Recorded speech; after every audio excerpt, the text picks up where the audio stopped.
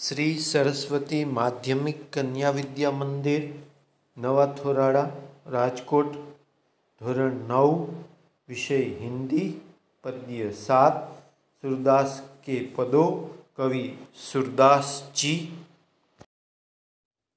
नमस्कार विद्यार्थी बहनों, आज धोरण 9 में हिंदी विषय में આપણે કાવ્ય નંબર 7 के જેમનું નામ છે सूरदास के पद। सूरदास जी बहुत जाણીता कवि है।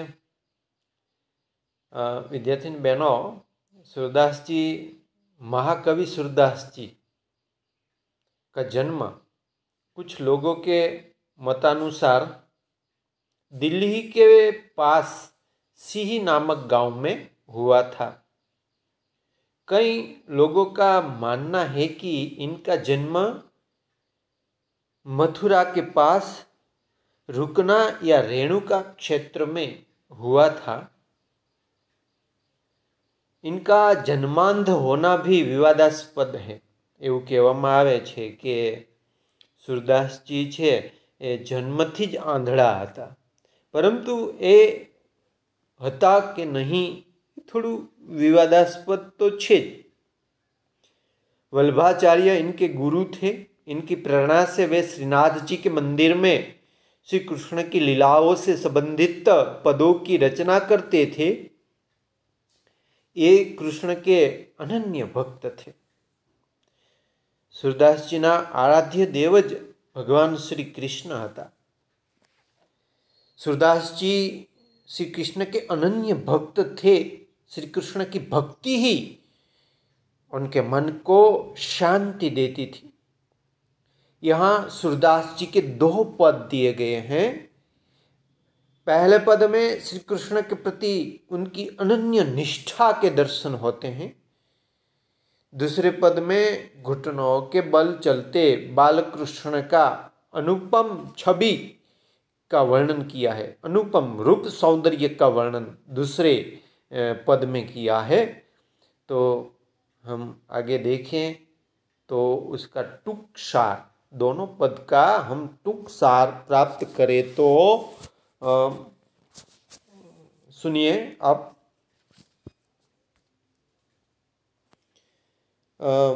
मन जहाज का पंछी। यहाँ पर सूरदास जी मन को जहाज का पंछी कहते हैं। जहाज दरिया में जे मोटू जहाज होय ने ए जहाज पर पक्षी आवीने बेसतुं होय, वળી पाछुं उડીને जतुं होय ने वળી पाछुं ए त्यां ने त्यां आवे।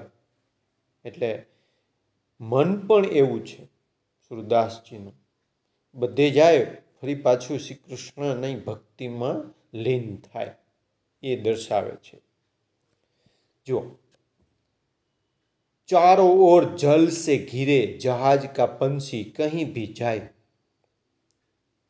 पर अंत में जहाज पर ही आता है, उसी तरह श्री कृष्ण का आश्रय छोड़कर कवि का मन अन्यत्र कहीं नहीं जा सकता।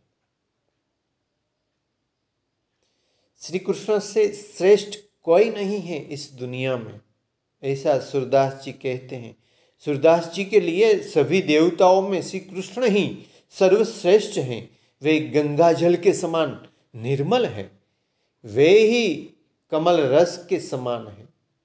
सूरदास का मन रूपी भौरा उस रस को छोड़कर करील की इच्छा क्यों करेगा। करील एक कांटाळू वृक्ष नु नाम है। आगे देखें तो बालकृष्ण की शोभा।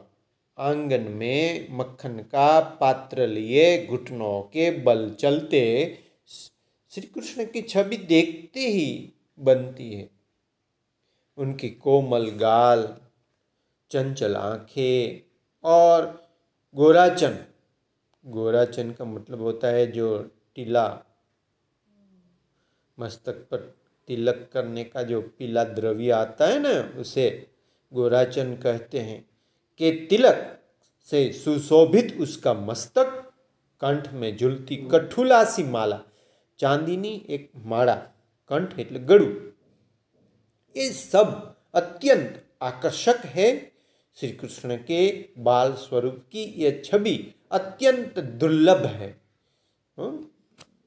મળવી મુશ્કેલ, જોવા મળવી મુશ્કેલ છે। હવે વિદ્યાર્થીની બહેનો, આપણે એમના પહેલું પદ છે એ સમજીએ।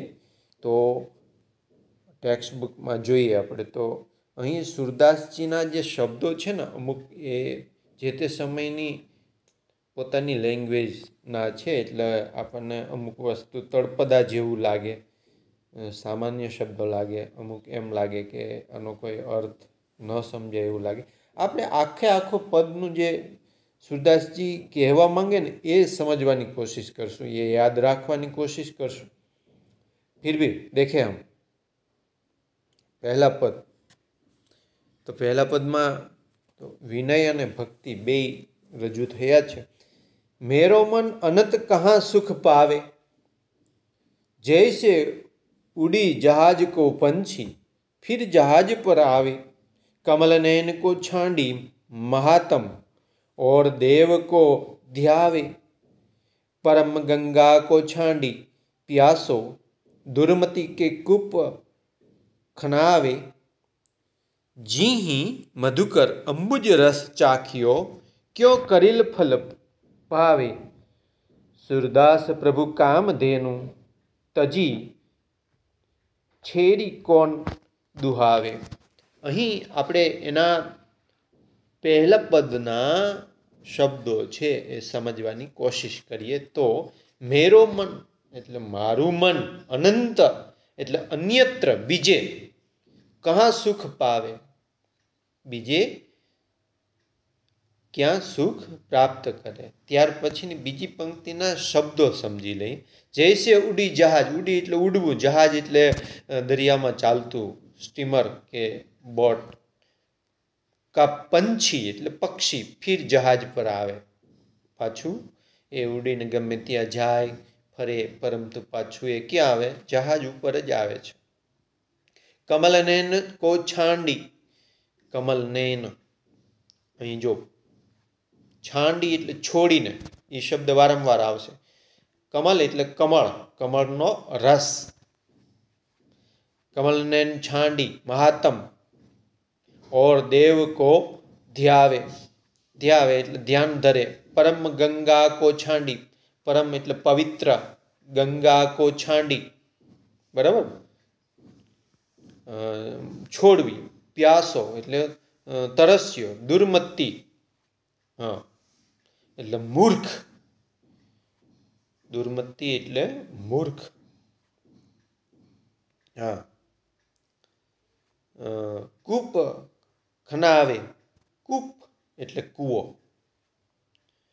खनावे एटले खोदवू, खुदवाय। जी जेम मधुकर, मधुकर एटले भमरो गुजराती में, हिंदी में भौरा कहवाय। अंबुज रस चाख्यो, अंबुज एटले कमर, चाख्यो एटले चाखवो, चखवो। क्यों करेल फल पावे, करील, करील नो मतलब थाय एक कांटाळू वृक्ष अथवा तो कड़वू झेर। सूरदास प्रभु एटले सूरदासजीना प्रभु भगवान श्री कृष्ण केवा छे, तो कि कामधेनु, कामधेनु एटले देवलोक की गाय जो सब इच्छाएं पूरी करती है, એને કામધેનુ, ઈચ્છા મુજબ ફળ આપનાર ગાય। તજી છેરી કોણ દુહાવે, છેરી એટલે બકરી, દુહાવે એટલે દોહી। હવે એને આપણે સમજવાની કોશિશ કરીએ। तो जुओ, सूरदास जी कहते हैं मेरा मन श्री कृष्ण के सिवा और कहीं सुख नहीं पाता। सूरदास जी कहे छे कि मारू मन श्री कृष्ण सिवाय बीजे क्यांय सुख पामतु नहीं। जैसे जहाज का पंछी जहाज से उड़कर पुनः जहाज पर ही आता है, उसी तरह मेरा मन अन्य देवताओं के यहाँ से भटक कर फिर कृष्ण के चरणों में लौट आता है। जो जेवी रीते वहाण परनु पक्षी वहाण परथी उड़ीने पाछू वहाण पर आवी जाय छे, एवी ज रीते मारू मन અન્ય દેવતાઓમાં ભટકીને ફરી શ્રી કૃષ્ણના ચરણોમાં પાછું આવી જાય છે. ત્યાર પછીનું જુઓ. कमल नयन श्री कृष्ण की महिमा छोड़कर वह अन्य किसी देवता का ध्यान कैसे कर सकता है. कमल नयन रूप एवा भगवान श्री कृष्णનો મહિમા છોડીને બીજા કોઈ દેવતાનું ધ્યાન કેવી રીતે ધરી શકાય, સુરદાસજી કહે છે. ત્યાર પછીનું જુઓ તો, यदि कोई प्यासा व्यक्ति એટલે यदि कोई प्यासा व्यक्ति पवित्र गंगा जल को छोड़कर अपनी प्यास बुझाने के लिए कुआं खुदवाए तो उसे मूर्ख ही कहा जाएगा. देखो, કોઈ તરસ્યો માણસ પવિત્ર ગંગા જળને ત્યજીને પોતાની તરસ छिपावा માટે કૂવો ખોદાવે તો તે મૂર્ખ જ કહેવાય. ત્યાર પછીનું જો, जिहि मधुकर अंबुज रस चाखियो जुओ. जिस भौरे ने कमल के रस का स्वाद चख लिया है उसे करील का फल कैसे अच्छा लगेगा. जो જે ભમરાએ કમળના રસનો સ્વાદ ચાખી લીધો જ હોય એને કેરડીનો સ્વાદ, કેરડીના ફૂલ, કાંટાળા ફૂલ આવે, સ્વાદ કેવી રીતે ગમે. ત્યાર પછીનું જુઓ, सूरदास प्रभु कामधेनु. जुआ, सूरदास जी कहते हैं कि मेरे प्रभु तो कामधेनु के समान है, उन्हें छोड़कर बकरी को कौन दुहेगा. हजी समझिए, सूरदास जी कहे छे कि मारा प्रभु तो कामधेनु जेवा छे, एमने छोड़ीने बकरीने कोण दोहे. त्यार पछीनु बीजू पद आपणे समझीए. बीजू पद जुओ, एमां भगवान श्री कृष्णनु अनुपम सौंदर्य, एनु मुख सौंदर्य, एनु बाह्य सौंदर्यનું વર્ણન સુરદાસજીએ સરસ રીતે કર્યું છે. એ બીજા પદની અંદર છે. જુઓ, શોભિત કર નવનીત લીએ કટુરની ચલન રેણુ તન મંડિત મુખ દધિલેપ કિએ ચારુ કપોલ લોલ લોચન ગોરાચન તિલક દિએ लट लटकानी मनु मत मधुप गन मादक मधु ही पाय पिय कठुला कंठ ब्रज केहरी नख रजत रुचिर हुई हिय धन्य सूर एक पल ई ही सुख का सतकल्प जिए. એ શબ્દાર્થો અલગ પ્રકારના છે, આપણે એને અર્થ પહેલા સમજી લઈએ. તો પહેલી પંક્તિની અંદર જુઓ તો શોભિત એટલે શોભવું, કર એટલે હાથ, નવનીત એટલે માખણ. જેમ છાશ વલોવીએ અને માખણ ઉપર આવે, એટલે જોજો આપણે ગુજરાતીની નવનીત ને ઇંગ્લિશની નવનીત ને, બરાબર ને. નવનીત એટલે મક્ખન, અને એક શબ્દ છે રેનું એટલે ધૂળ, ધૂળ. મંડિત એટલે સુશોભિત, દધી એટલે દહીં, અને ચારુ એટલે સુંદર, અને કપોલ એટલે ગાલ, કપોલ એટલે ગાલ. લોલ એટલે ચંચળ, લોચન એટલે આંખ, અને ગોરાચન એટલે મસ્તક પર તિલક કરને કા પીલા જો દ્રવ્ય, દ્રવ્ય આવે છે ને શ્રાવણ મહિનામાં તમે જોતા હશો એ.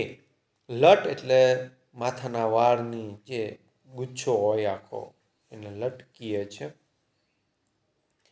ત્યાર પછી આગળ જઈએ તો મનુ એટલે માનો, મત એટલે મસ્ત, મધુપ એટલે ભોરા, ભમરો, કઠુલા એટલે ચાંદી કી ચોકિયા અથવા તો બજર બુટ્ટીની જે માળા આવે ને એ ગળામાં પહેરવાની, બરાબર. ભગવાન શ્રી કૃષ્ણએ પહેરી છે. કેહરી નખ એટલે સિંહ કે નાખૂન, નખ, નાખૂન એટલે નખ. રાજત એટલે સુશોભિત, અને રુચિર એટલે સુંદર. ઈહી ય કા ક્યા સત એટલે શત અથવા તો 100. કલ્પ એટલે 4,32,00,000 વર્ષ કી અવધિ. કલ્પનો મતલબ આ થયો, 4,32,00,000 वर्ष की अवधि समय आयुष्य। हवे विद्यार्थी बहनों आपणे एने समझिए, हिंदी में समझिए और गुजराती में पण समझिए। आ बीजू जे एमनु पद छे सूरदासजीनु बहुत सरस छे, कृष्णनु वर्णन कर्युं छे। जो हाथ में मक्खन लिए हुए बालकृष्ण अत्यंत सुंदर लग रहे हैं। हाथ में माखण वाला बालकृष्ण अत्यंत सुंदर लागे छे। वे घुटनों के बल चल रहे हैं। घुटनिये चाली रहा छे भगवान श्री कृष्ण। उनके शरीर पर धूल लगी हुई है और मुख में मक्खन लगा हुआ है अने एमना शरीर ऊपर धूल चोटेली छे अने मोढा पर माखण लागेलू छे। उनके गाल सुंदर और नेत्र चंचल है। उनके माथे पर गोराचन का तिलक लगा हुआ है। जो एनी अंदर जोईए आपणे तो तेमना गाल सुंदर अने नेत्रो चंचल छे। तेमना माथा पर गोराचननु तिलक लागेलू छे। त्यारबाद उनके सिर के दोनों और लटे झूल रही हैं। जो तेमना मस्तकनी बन्ने बाजुए वाळनी लटो झूली रही छे। वे मस्त मधुप पीकर मस्त हुए भौरों के समान लग रही है। तेओ मस्त मध पीने मस्त थयेला भमरा समान देखाई छे। गले में पहनी हुई चांदी की चौकियां, बगनखा और बजरबूटी की माला हृदय पर सुशोभित हो रही है। एमा जो तो गळा में पहरेली चांदीनी चौकीओ, वाघनख अने बजरबूटीनी माला हृदय पर शोभी रही छे। सूरदास जी कहते हैं कि बालकृष्ण की इस छवि को देखने का सुख एक पल के लिए भी मिल जाए न तो भी जीवन धन्य हो जाएगा।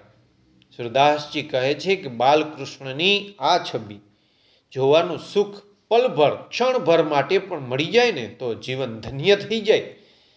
फिर 100 कल्प तक जीने का कोई अर्थ नहीं है। पछी 100 कल्प सुधी जीववानो कोई ज अर्थ नहीं। कल्प एटले 4,32,00,000 वर्ष सुधी जीववानो कोई पण अर्थ नहीं। यहाँ पर उसका दूसरा पद भी पूर्ण होता है और आप उसे समझने की कोशिश करें और उसकी PDF में भिजवाता हूँ। उसमें प्रश्नों का उत्तर है वो बाकी नोट में लिखना है और मुखपाठ करना है।